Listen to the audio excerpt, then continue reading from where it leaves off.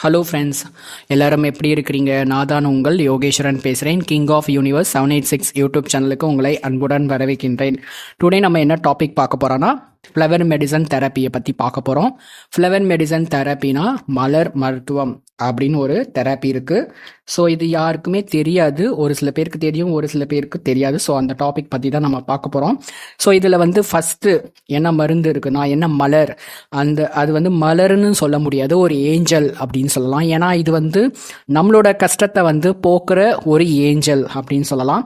So இந்த angel பேர் என்னன்னா, ஃபர்ஸ்ட் ஆல்ஃபபெட்டிக் ஆர்டரில் ஏ இருக்கு. ஸோ ஏல ஃபஸ்ட்டு ஃப்ளவர் என்னன்னா ஒரு ஏஞ்சல். அது அது அந்த ஏஞ்சல் பேர் அக்ரிமோனின்னு சொல்லுவாங்க.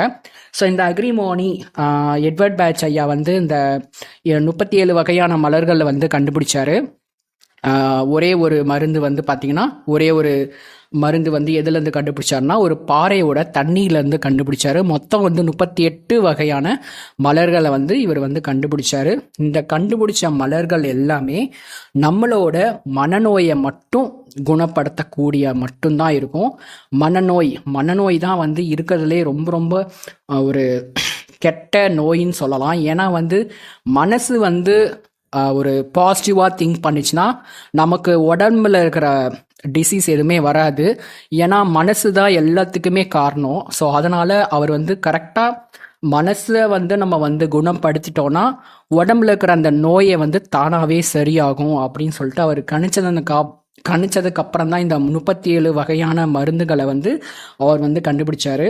அதில் ஃபஸ்ட்டு நம்ம பார்க்க போகிறது ஆல்ஃபபெட்டிக் ஆர்டரில் நம்ம போக போகிறோம். இதுக்கப்புறம் எல்லாமே வந்து மலர்கள் பற்றி தான் நம்ம பேச போகிறோம்.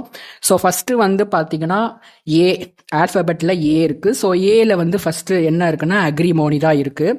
இது வந்து ஒரு மலர்னு சொல்லலாம், இல்லை ஒரு ஏஞ்சல்னு சொல்லலாம். நமக்கு யூனிவர்ஸ் கொடுத்த ஒரு ஏஞ்சல் தான் இந்த அக்ரிமோனி.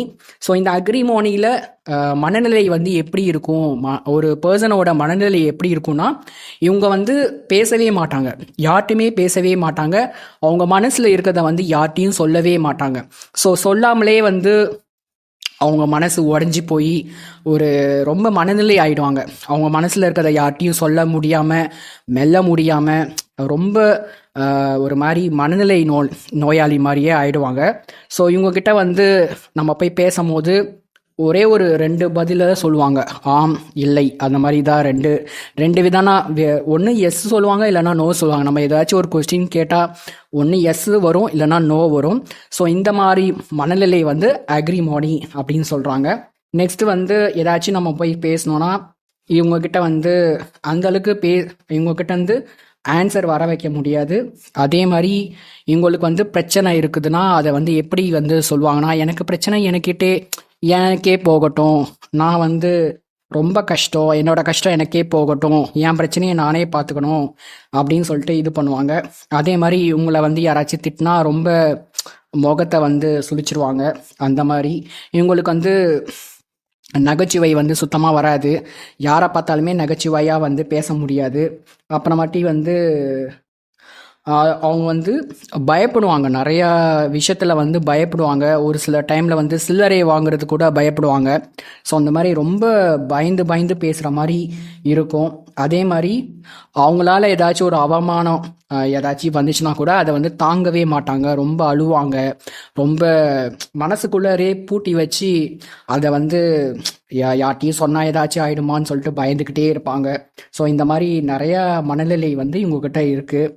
அதே மாதிரி இவங்களுக்கு கேள்வி கேட்டாலே பிடிக்காது. நம்ம ஏதாச்சும் ஒரு கேள்வி கேட்டோம்னா இவங்களுக்கு சுத்தமாக பிடிக்காது. ஸோ இந்த மாதிரி பிரச்சனை இருக்கும் போது இவங்களுக்கு என்ன பிரச்சனை வரும்னா, இவங்களோட பிரச்சனையை வந்து அவங்களுக்குள்ளாரையே வச்சுக்கிறனால இவங்க அதை மறக்கிறதுக்கு வந்து குடி, ஓகேவா, இந்த ட்ரிங்க்ஸ் அடிப்பாங்க, ஸ்மோக்கிங் பண்ணுவாங்க. ஸோ நிறைய கெட்ட பழக்கங்கள் வந்து அவங்களே தேடிப்பாங்க. ஸோ இதுக்கு தான் வந்து அக்ரிமோனி. இது வந்து மைனஸ் சொன்னேன், ஒரு பர்சனோட மைனஸ் இப்படி தான் இருக்கும். அக்ரிமோனியோட மைனஸ் வந்து இப்படி தான் இருக்கும்.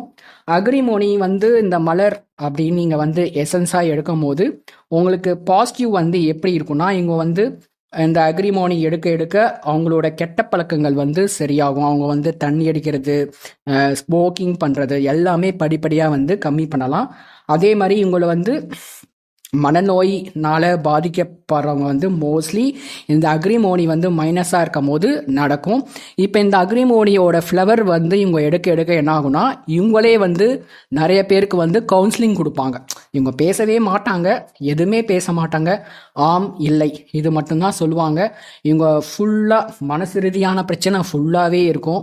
ஸோ அதனால் உடம்புல நிறையா பிரச்சனை வந்துடும். இந்த அக்ரிமோனி மைனஸில் இருக்கிறவங்க வந்து ஃபுல்லாகவே இந்த மாதிரி தான் இருப்பாங்க.